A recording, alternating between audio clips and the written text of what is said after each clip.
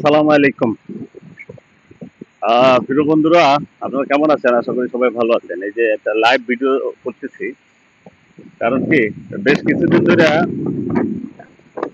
আমার কাছে কিছু খবর আসছে বা আমার সাথে যোগাযোগ করেছে। তো বিশেষ করে প্রবাসীদের জন্য এই ভিডিওটা। প্রবাসীর যারা স্বজন আছেন, আত্মীয় স্বজন আছেন, যারা ছেলে বা বাবা আছেন বা যার ছেলে মেয়ে মেয়ে বা আত্মীয় স্বজনকে বিদেশে পাঠাবেন, পাঠানোর সময় অবশ্যই কিন্তু আপনারা খেয়াল রাখবেন। কি খেয়াল রাখবেন? যে আপনারা যখন দালাল ধরে বিদেশে পাঠান, কিন্তু তখন কিন্তু আসলে আহ, দালাল ধরে পাঠান, আসলে দালাল ধরে পাঠানো আসলে ঠিক না। দালাল ধরে পাঠাইলে হয় কি, আপনার যে ঝামেলা, ঝামেলা কেমন ঝামেলা? আমি যেহেতু বিদেশে আছি, এটা আমি কুয়েত, এটা কিন্তু আরব সাগর এর পারে আছি, এখান থেকে কথা বলতেছি। হ্যাঁ, কথা বলা দরকার, কারণ নিজের এলাকার কিছু ছোট ভাই তারা বিদেশে এসে আহ, বিপদে পড়ে গেছে। ছোট ভাই আছে, বড় ভাই আছে।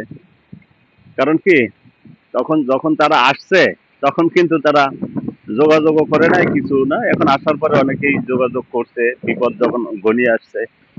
আহ, তারপরে আমি নিজে অনেকের সাথে ফেসবুকে থেকে দেখে তাদের সাথে যোগাযোগ করলাম যে কি সমস্যা, কেমনে কি হলো, করলা বা কিভাবে আসলা। আসলে বিদেশে আসার সময় আপনারা আসলে বিদেশে আপনার ছেলে মেয়ে বা আপনার আত্মীয় স্বজনকে পাঠানোর জন্য খুবই তৎপর থাকেন, যে কোনো মতে পাঠিয়ে দিলেই হয়েছে। পাঠিয়ে দেওয়ার পরে শুধু যাবে আর লক্ষ লক্ষ টাকা ইনকাম করবে, পাঠিয়ে দেবে। তখন শুধু টাকা পয়সার আর কোনো অভাব থাকবে না। টাকা পয়সা আর টাকা পয়সা, আসলে কিন্তু বাস্তবতা ওই রকমের নয়।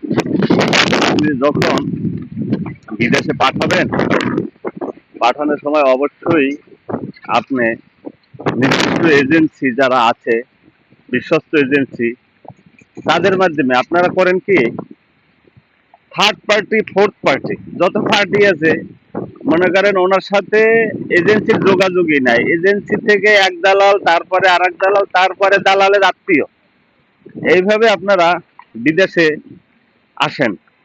আসলে এটা কি, আসলে এইভাবে বিদেশ এসে আপনি কি কোনো কিছু করতে পারবেন? আপনি আসার পরে তো তখন বিপদে এমনি পড়ে যাবেন। কারণ কি, এজেন্সির পরে আর চারটে পাঁচটা পার্টি তারা করে, এই মনে করেন ব্যবসা করে নেয়, মানুষ মানুষ উপর দিয়ে ব্যবসা করে নেয়। চশমাটা তো খুলি, রৌদ্র, আমি সমুদ্রের পাড়ে আছি, ঘুরতে আসছি, তো একটু এই জমায় ভাবলাম যে একটু কথা বলি। আবার ছায়ায় থাকতে আবার এটা একটু চশমাটা খুলে নিলাম। তো আসলে আপনারা নির্দিষ্ট এজেন্সি, নির্দিষ্ট সরকারি লাইসেন্স প্রাপ্ত এজেন্সি যেগুলো আছে, সেগুলো ছাড়া আপনারা করেন কি, ওই রকমের দালালের পরে দালাল, তারপরে দালাল, দালালের আত্মীয়, আত্মীয়ের নাতিপুতি, এই রকমের জায়গা তারপরে দেন। আসলে কার মাধ্যমে আপনি বিদেশ যাচ্ছেন সেটাই বোঝেন না। তো যাওয়ার পরে আপনি পরবর্তীতে কি করেন, ওখানে যাওয়ার পরে তো ওই এয়ারপোর্ট থেকে কোনো মতে রিসিভ করলেও পারে, না করলেও পারে। তারপরে এয়ারপোর্ট থেকে রিসিভ করার পরে আপনার কাছে গাড়ি ভাড়াটা পর্যন্ত নিয়ে যাবে, যে গাড়ি ভাড়া দাও। আমি জানি না, মানে আপনি যদি দালাল ধরে আসেন, মানে দালাল এই যে আহ, মনে করেন দুই নাম্বারই, ঠিক আছে, দুই নাম্বারই করে আসলে আপনি আসার পর থেকে হয়রানির মধ্যে পড়বেন। এই হয়রানি আপনাকে পোহাতে হবে। পোহাতে পোহাতে একসময় দেখা যায় আপনার যে বৈধ যে জিনিসটা, সেটাই আপনি পাবেন না। বৈধ জিনিসটা কি, আপনার যে ইটা আকামাটা আছে, সে আকামাটা কিন্তু আপনি পাবেন না। আর দেখা যায় আপনার ওই যে যখন একটা ভিসা দেবে, আপনার মনে করেন টুরিস্ট ভিসা, হ্যাঁ, তারপর এই ভিসাটা দেওয়ার পরে ওই 1 মাসের কারো থাকে, কারো 3 মাসের থাকে, এই ম্যাচ থাকে। এরপরে আপনি কিন্তু অবৈধ হয়ে যাবেন। তখন দালালের পিছে পিছে ঘুরে হওয়া পাবেন না, দালাল আপনার আর ফোন ধরবে না, কারণ তার তো ব্যবসা করা শেষ। এই ব্যবসা করা যখন শেষ হয়ে যাবে, তখন কিন্তু আপনি নিজে এই প্রবাসের এই বিদেশের মাটিতে, আপনার এখানে তো আত্মীয় স্বজন নাই, কিছু নাই, বা কথা বলতেও আপনার যে সমস্যা, এত কথা বলতে বলতে আপনি দেখা যায় আপনি নিজেই একটা সমস্যার মধ্যে পড়ে যাবেন। তো এই সমস্যা যদি আপনি যদি পড়তে না চান, তাহলে সেক্ষেত্রে আপনি নির্দিষ্ট যে গভর্নমেন্ট রেজিস্ট্রিকৃত, গভর্নমেন্টের বা সরকারি রেজিস্ট্রেশন প্রাপ্ত যে এজেন্সিগুলো আছে, বা সরকারি যেভাবে প্রসেস আছে সেইভাবে নাম লিখে আসবেন, বা ওখানে দিয়ে আসবেন, এন্ট্রি করে আসবেন। প্রবাসী কল্যাণ মন্ত্রণালয়ের যে দপ্তরগুলো আছে সেখানে আপনার নাম এন্ট্রি করে তারপরে বৈধভাবে আসবেন। অবৈধভাবে যদি আসেন ওইভাবে দালাল দালাল ধরে, তাহলে কিন্তু আপনার আর কোনো গতি থাকবে না। এখন গতি না থাকলে কি হবে দেখেন, আপনি এর সাথে আপনার কি কি জড়িত, আপনার ফ্যামিলি জড়িত, আপনার আত্মীয় স্বজন জড়িত, আপনার চারদিকের লোকজন জড়িত, আপনার এলাকাবাসী জড়িত। কারণ কি, তারা যখন আপনি আসেন, অনেকেই হয়তো বোঝে না, তখন মনে করে যে হ্যাঁ বিদেশ গেছে, এখন তো মনে করেন যাক ছেলেটা বা মেয়েটা যেই হোক বিদেশ গেছে, এখন ভালো হবে, তার একটু ভবিষ্যৎ ভালো হবে, ভবিষ্যতে ইনকাম হবে, কোনো ঝামেলা হবে না, যাই হোক এটা নিরিবিলি। কিন্তু সেই নিশ্চিন্তিয়া হওয়ার জন্য যে আপনি কাজটা করলেন, আহ, সঠিক পথে না করে ব্যাঠিক পথে, অবৈধ পথে, কিন্তু আপনি নিজেও জানেন না যে এটা আসলে অবৈধ পথ।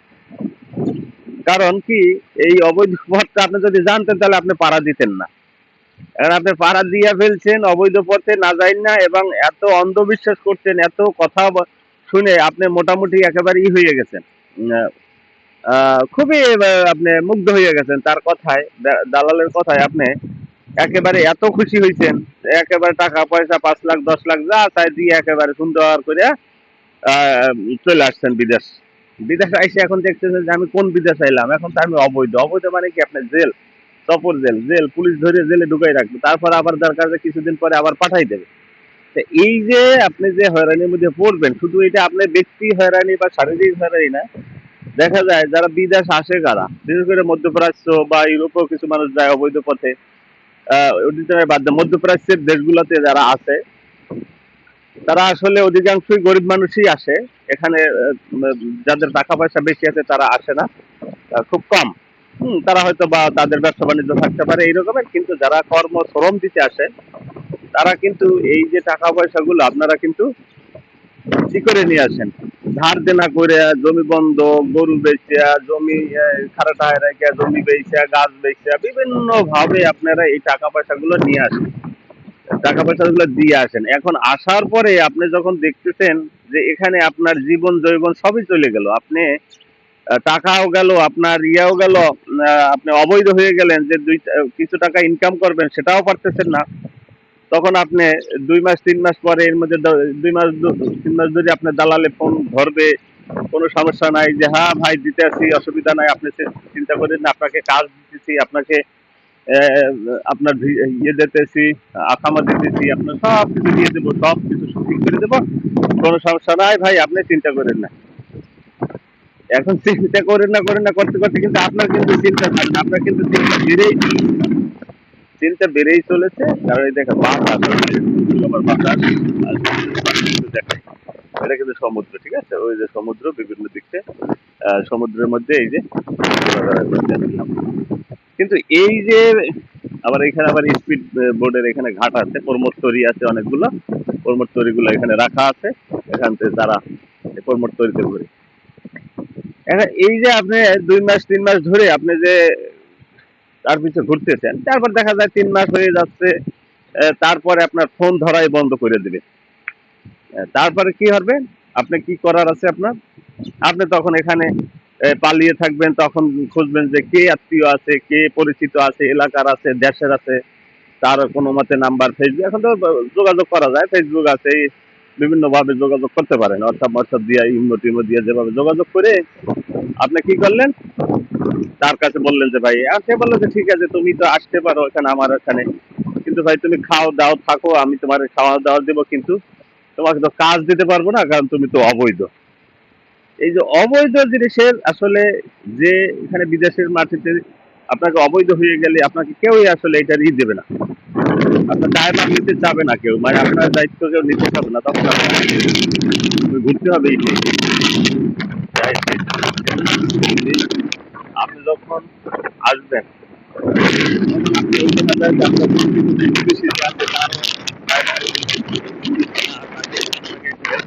হেল্প আপনাকে করবে, হয়তো আপনাকে থাকার নিজের পারমিশন দিতে পারে যে বাইক থাকেন, সমস্যা নাই, আমি আপনার ব্যবস্থা করতেছি, কিন্তু আপনাকে পারমানেন্টলি সলিউশন সে দিতে পারবে না।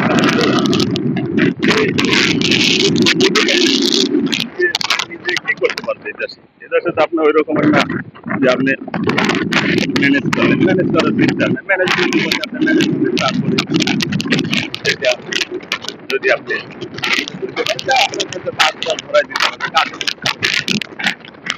ঠিক একই রকমের আপনি রাশিয়া বললেন এগুলো এখন করানো উচিত না। এখন আপনারা যারা আসেন বুঝেন আপনি আসেন দেখা যায় যে সরকার যদি 4-5 লাখ টাকা লাগে সেখানে আপনি 8 লাখ 10 লাখ টাকা দিয়ে আসেন। আসলে এই 8 লাখ 10 লাখ টাকা দিয়ে আপনি না আইসাও কিন্তু পারেন, কারণ এই 8 লাখ 10 লাখ টাকা দিয়ে আপনি আইসা আপনি যে দিবেন এখানে আপনাকে দিতে হয় এত পরিমাণ শ্রম কিন্তু আপনার বাংলাদেশে দেওয়া লাগে না। যদি আপনি যদি ওই 8 লাখ 10 লাখ টাকা যদি আপনি কাজে খাটান ঠিক আছে, তখন কিন্তু আপনাকে এই 8-10 লাখ টাকা দিয়ে কিন্তু আপনি মনে করেন মাসে 1 লাখ 1.5 লাখ টাকা ইনকাম করতে পারেন ইচ্ছা করলে। খালি কি হবে আপনার মেধাটাকে একটু খাটাইতে হবে। আপনি যদি মেধা না খাটান শুধু কায়িক পরিশ্রম করতে চান শারীরিক, তাহলে কিন্তু আপনি কিছু করতে পারবেন না ঠিক আছে। আপনার মেধা খাটাইতে হবে, আপনাকে একটু চিন্তা যে এখন অনলাইনের যুগ, আপনি দেখবেন অনেকেই দেখবেন যে বিভিন্ন মানুষ মানে প্রবাসে এসে কিছু টাকা পয়সা নিয়ে যায় তারা কিন্তু দেশে যায়, তখন এখানে আসার পরে তারা দেখে যে এখানে এসে আসলে কি করা যায় ঠিক আছে, এখানে তো তেমন কিছু করা যাচ্ছে না, অতএব আমি এখান থেকে কিছু হবে না, ওই মাসটা 30,000 40,000 50,000 তাদের তো নিজে কত, কিন্তু এখানে থাকা খাওয়া তারপর পরিবার দিকে বউ বাচ্চারই চলে যাচ্ছে। তখন কি করে সে নিজেই দেশে চলে যায়, দেশে যাওয়ার পরে সে নিজে কিন্তু যখন ওই যে বিভিন্ন দেশে আসার পরে তো সময় থাকে তার হাতে, তখন সে নিজে নিজে ইউটিউব ঘাটে, তারপরে আপনার আর হাঁটতে ভালো লাগছে না, তো বসে বসে বসে আপনাদের সাথে আসলে লাইফে কথা বলি, তখন দেখা যায় যে সে নিজেই যাই উদ্যোক্তা হয়ে যায়, তখন স্বল্প কিছু পরিমাণ পুঁজি নিয়ে হয় ব্যবসা বাণিজ্য করে নাইলে খামার করে, বিভিন্ন ধরনের আছে আপনি খামার করার তো আর খামার ধার একটা দুইটা না, বিভিন্ন ধরনের আছে যেটা বাংলাদেশের থেকেও আপনি বাংলাদেশে ওই টাকাটা খাড়াইয়া আপনি কিন্তু করতে পারেন। তারপরও আছে যে টাকা এর মধ্যে রিস্ক থাকে, হ্যাঁ রিস্ক থাকবে। আপনি যখন বিদেশটা যখন আসেন ইসের মাধ্যমে, দালালের মাধ্যমে, এটা কিন্তু আপনার 100% রিস্ক। তখন বাংলাদেশে যদি আপনি ব্যবসা বাণিজ্য করেন তখন কিন্তু আপনার কিছু হয়তো 50-50 রিস্ক থাকে, যে 50 গেলে 50 থাকবে, কিন্তু আপনি যখন দালালের মাধ্যমে আইসেন এখানে আসার পরে আপনার কিন্তু জীবনের রিস্ক, অর্থের রিস্ক, সবের রিস্ক। এত রিস্কের মধ্যে আসবেন কেন? তারপরও যাদের আশা লাগবে তারা কিভাবে আসবেন? আসবেন বৈধ পথে। বৈধ পথটা কিভাবে? সেটা মন্ত্রণালয় কর্তৃক, সরকার কর্তৃক যেগুলো রেজিস্ট্রিকৃত আছে, এজেন্সি আছে, তারা যেভাবে যখন লোক নেয় যেভাবে নেয়, তারপরে এখন যে মাননীয় প্রতিমন্ত্রী আছে নুরুল হক নূর, তারা তো ভালো উদ্যোগ নিচ্ছে বা নিচ্ছে। প্রবাসী কল্যাণ মন্ত্রণালয়ের যেই বা প্রবাসীদের সুযোগ সুবিধা কিভাবে দেওয়া যায় এই, সেক্ষেত্রে আপনারা যারা আসতেই চান একান্ত বৈধ পথে আসবেন, অবৈধ পথে আসবেন না। অবৈধ পথে আসলে কিন্তু আপনারা এদেশে এসে বিপদে পড়ে যাবেন। আমি যে এলাকাটায় আছি এখন, এটা আপনাদের কি একটু ব্যাগে দেখানো যায়? না ব্যাগে তো দেখানো যাচ্ছে না। আচ্ছা যাই হোক, লাইভের মধ্যে তো ব্যাগ যাইতে চাইছিলাম কিন্তু লাইভ ব্যাগ তো যাচ্ছে না। দেখেন এই যে হচ্ছে যে সমুদ্র ঠিক আছে, এই সমুদ্র এখনো উত্তল, গরমের দিনে ঠান্ডা থাকে, শীতের দিনে উত্তল, এখনো শীত আছে, বাতাসও আছে কিছু কিছু, বাতাস কিছু না, বাতাস মেলা বাতাস আছে এই বাতাসের মধ্যে, এটা কিন্তু আপনার যে বা আরব সাগর ঠিক আছে, এই যে আরব সাগরের ভিতরটা দেখেন, এই পুরাটাই আরব সাগর ঠিক আছে। যাই হোক আপনাদের আরব সাগর একটু ঘুরে ঘুরে দেখাইলাম। এখন আজকে যে কথাটা বলতে চাইছিলাম যে এইটা এই প্রবাসীদের নিয়ে, আসলে প্রবাসীরা যে আসার পরে যখন একদম প্রবাসীর যে বিপদ হয় বা তার টাকা পয়সা গেল, তার পরিবার থেকে বিচ্ছিন্ন থাকলো এখানে, তারপরে যদি আবার জেলে যাওয়া লাগে ঠিক আছে, অবৈধ হয়ে যায়, তখন মানে আসলে একজন প্রবাসী হিসাবে আহ, এটা কষ্ট লাগে, প্রত্যেকটা প্রবাসীদেরই কষ্ট লাগে যে হ্যাঁ এই লোকটা আসলো, কে যে নিয়ে আসলো সেইভাবে তার সাথে 2 নম্বরই করলো, কিন্তু তখন তার কিন্তু আর ধরা ছোঁয়ার সুযোগ নাই, সে তার মতো করে আসে যে না আমি কি করব, আমি তো পাঠাই দিছি, এখন ওইখান থেকে দেওয়ার কথা ছিল, দেয় নাই। আমি তো সব টাকা খাই নাই, আমি সব টাকা নেই না, টাকা ওখানে দিচ্ছি, আমি শুধু মিডিয়া করছি বা আমি শুধু তোমার লাইন করে দিচ্ছি। এটা কিন্তু পরে বলে যে টাকা তো আর আমি নেই নাই। কিন্তু টাকা নেওয়ার আগে যখন আপনার পিছে পিছে ঘুরে আপনাকে পাঠানো যেত, তখন কিন্তু সম্পূর্ণ দায়ভার একেবারে যে ভাই আমার কোনো বিপদ হবে কেন, না কোনো বিপদ নাই, তোমার সম্পূর্ণ দায়ভার আমার, আমি নিয়ে নিলাম, ঠিক আছে। তখন কিন্তু একেবারে জীবন জৈবন ফ্যামিলি সব দায়িত্ব নিয়ে নেয়, কোনো দায়িত্ব অবেলা হবে না। তোমাকে একেবারে সঠিক সময়ে পৌঁছাই দেওয়া হবে, তোমার সঠিক সময় আকামা দেওয়া হবে। তোমাকে মনে করো কি দেওয়া হবে, এই যে ধরো যাইয়া তোমার যাইয়া কি বলে বেতন, ওরে বাবার বেতন তো মনে করো মেলা দিয়ে দেবে আর কি, লক্ষ লক্ষ টাকা, ঠিক আছে, কয় লাখ টাকা লাগবে, তখন বেতনের মধ্যে কথা মুখ দিয়ে যা কইবেন তাই পাইবেন বেতন, এমন অবস্থা, ঠিক আছে। যদি 1 লাখ টাকা বলেন, 1 লাখ 2 লাখ বলে, হ্যাঁ 2 লাখ টাকা কত মানুষ করে 4-5 লাখ টাকা ইনকাম করে।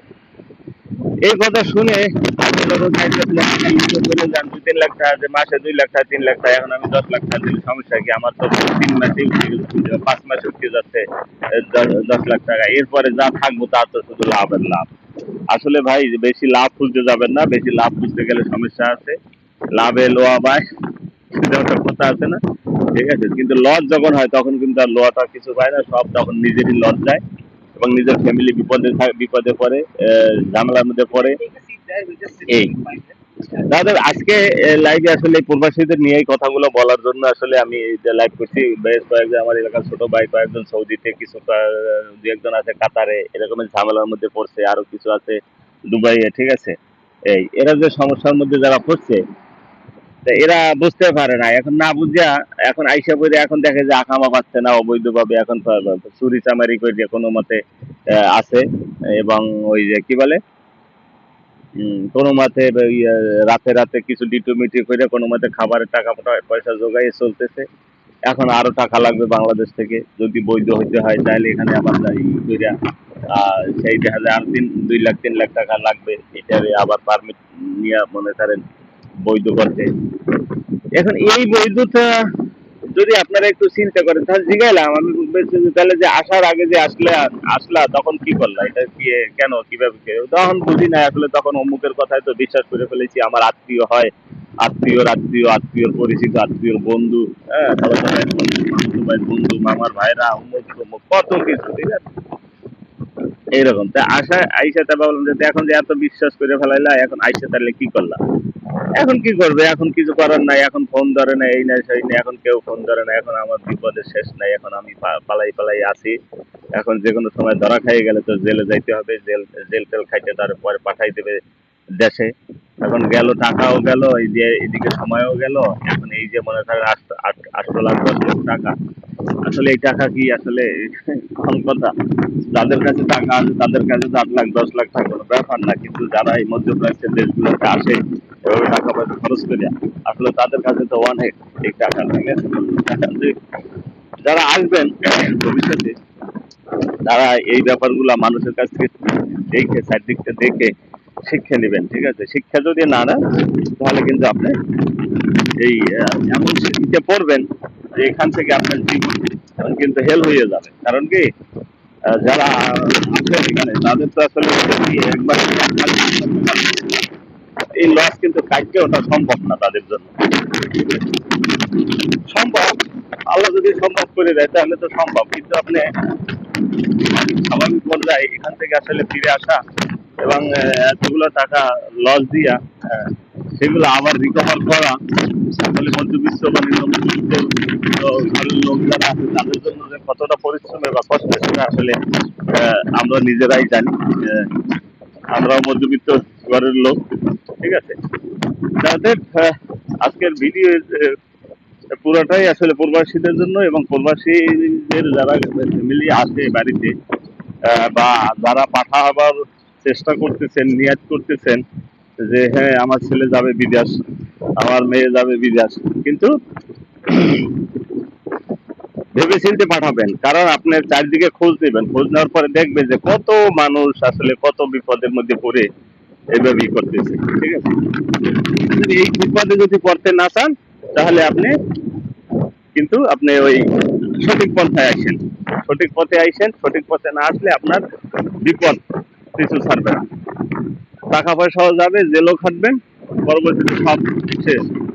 অর্থাৎ এই পর্যায়ে যদি না যেতে চান, বাংলাদেশে যারা আছেন, বাংলাদেশের গার্ডিয়ান যারা আছেন, আপনার ছেলে মেয়েদেরকে বিদেশে পাঠানোর জন্য চেষ্টা করতেছেন, ন্যায় করছেন, অবশ্যই সঠিক পথে কি কাজে আসছেন, কি কাজ আপনাকে যে কি কাজটা দিবে ওখানে আসলে, সেই কাজটাও আপনি জেনে নেবেন।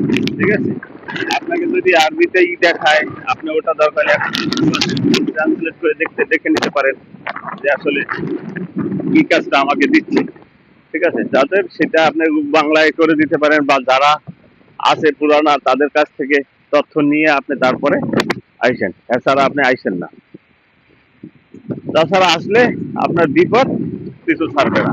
আসলে এই লাইনের ভিতরে যারা আসলে, আমি তো ওই যে আমার ইউটিউব চ্যানেল আছে, যাদের কি এই মাঝে মাঝে লাইভ করি, ভিডিও টিডিও ছাড়ি, এবং এই ভিডিওতে যদি কারো উপকার হয় সেই জন্য কিছু তথ্য দিই।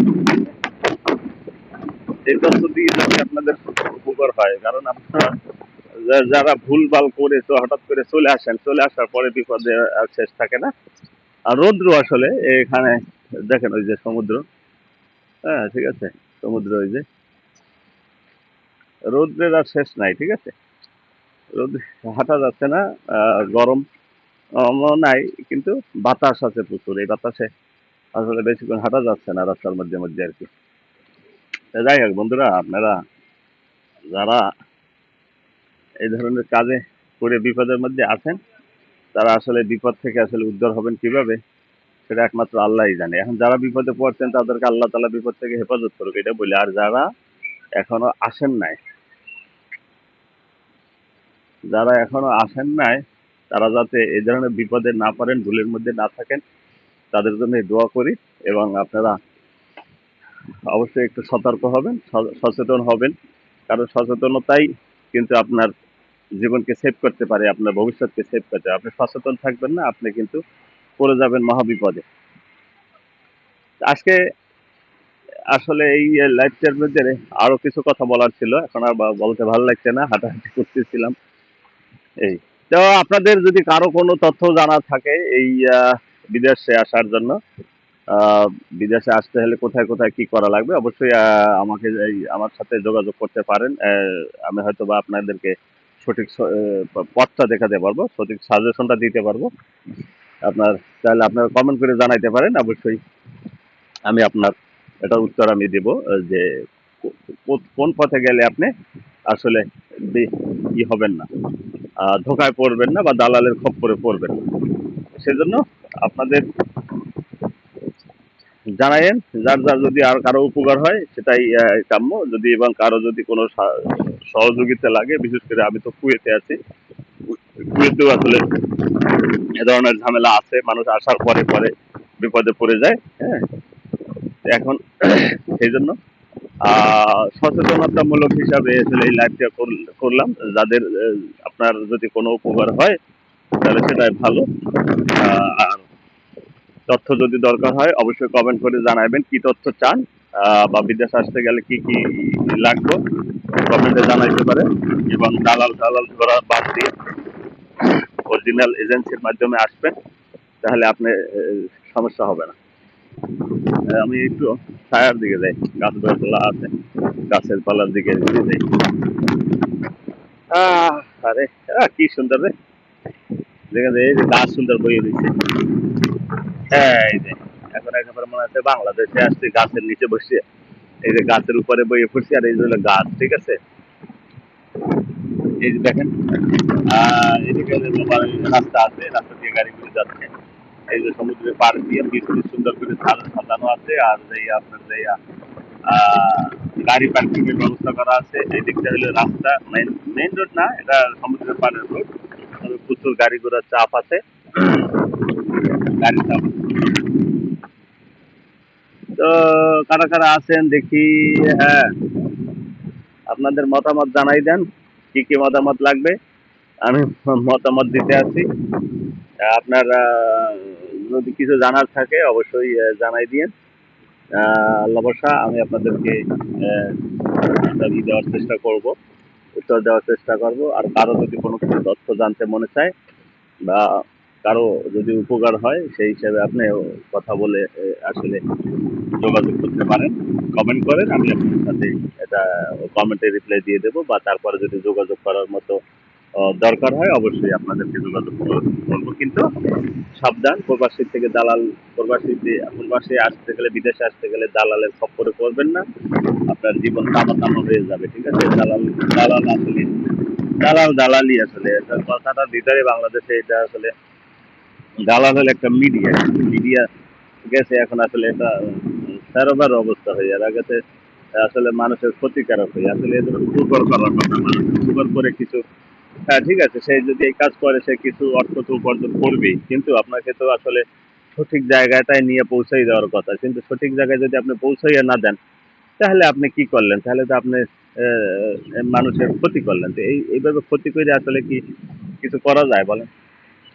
ক্ষতি কইরা মানুষকে কিভাবে যে আপনি জীবন ভালো, আপনিও ভালো থাকবেন না, আর আপনার পরিবারও ভালো থাকবে না। অন্যের কাছ থেকে মানে ঠকিয়ে অর্থ আত্মসাৎ করবেন, সেই অর্থ দিয়ে আসলে জীবন জীবন করবেন, উপভোগ করবেন, আসলে সেটা দিয়ে আসলে পারবেন না। একটা সময় না একটা সময় আপনার এই অর্থ আপনার নিজেকে গিলে গিলে খাবে, এবং এই অর্থ অন্যের হক যেভাবে নষ্ট করলেন বা মেরে দিলেন, এটা তো আপনার এহকাল পরকাল দুই কালেই আপনাকে এর জবাবদিহিতা করতে হবে।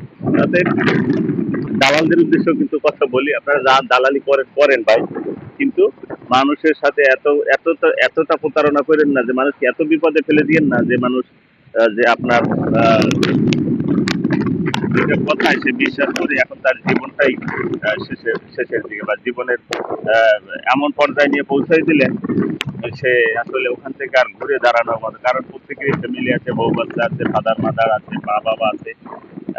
তাদের দায়িত্ব যখন ওই একটা লোকের উপরে থাকে, একটা প্রবাসী যখন নেয়, প্রবাসী আসে, দায়িত্বটা তার কাজের উপরে চলে আসে, ঠিক আছে? কিন্তু আপনি আসার পরে আপনাকে তাকে সঠিক পথটা দেখাইলেন না, আপনাকে ভুলভাল করে কোনোভাবে তার বিদেশ নিয়ে এসে রাখলেন, কিন্তু সে তখন কি করলেন দেখেন, এই ফ্যামিলি, এই এতগুলা মানুষের দায়ভার, এতগুলা মানুষের দোয়া, এটা দোয়া হোক দোয়া হোক দুইটাই পাইবেন। যদি ভালো হয় আপনি দোয়া পাবেন, আল্লাহ আপনাকে ভালো করবে ইহকাল পরকাল দুইকালে।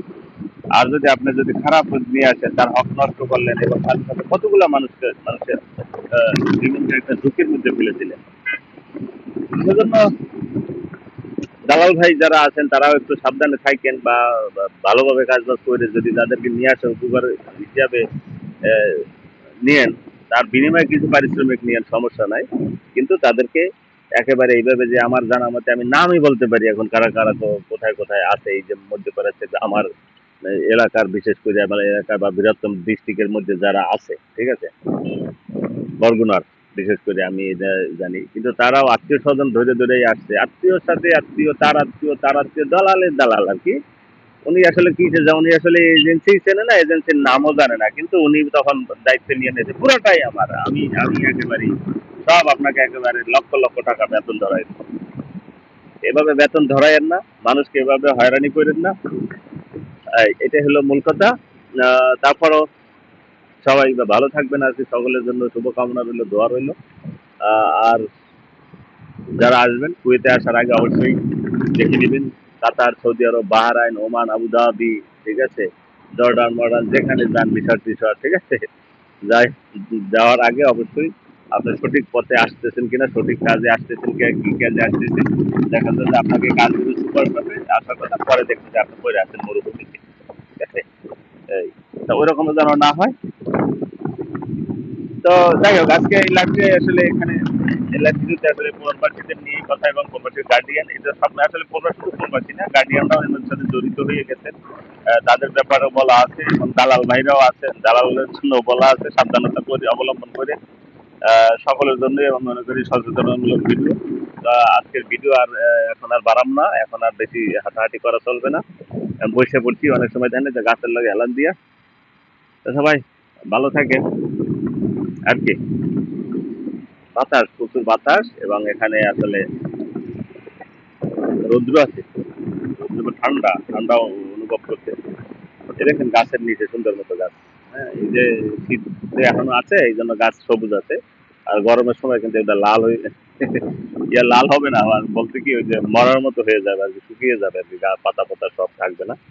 আবার যখন শীত আসে তখন আসলে একটু ভালোভাবে হবে। তো ভালো থাকবেন সবাই, যদি কারো কোনো উপকার হয় ভালো থাকবেন সবাই। আসসালামু আলাইকুম। চশমাটা দিয়ে